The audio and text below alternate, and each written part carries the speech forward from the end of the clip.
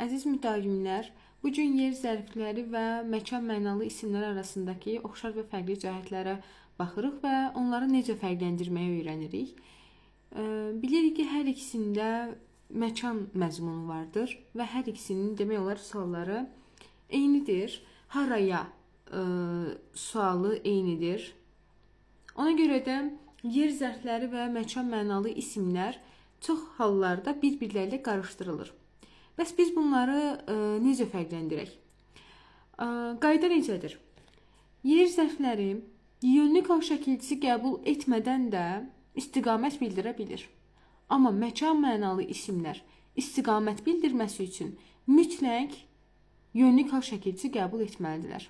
Bu o demək deyil ki, yer zərfləri yönlü kal şəkilçisi qəbul edə bilməz. Oraya, buraya, irəliyə, geriyə və s. ola bilər. Amma bu şəkilçini qəbul etmədən də ifadə istiqamət bildirirsə, deməli o yer zərfidir. Məsələn, deyirik ki, Bakıya gəl. Burada ya yönlü kal şəkilçisidir. Məsələn, indi biz buradan yanı silək, yönlü kal şəkilçisini silək, Bakı gəl qalır. Belə bir anlayış yoxdur. Bakı gəl deyə bir anlayış yoxdur. Yəni biz buradan yanı siləndə bu isim olduğuna görə bu ifadə artıq onda istiqamət məzmunu qalmadı.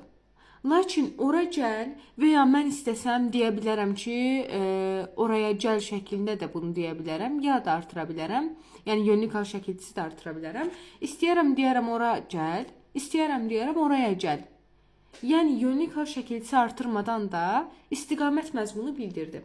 Ona görə də artıq ora, bura, irəli, geri və s. digər yer zərfləri var ki, biz onları artıq məkan mənalı isimlərlə qarışdırmamalıyıq.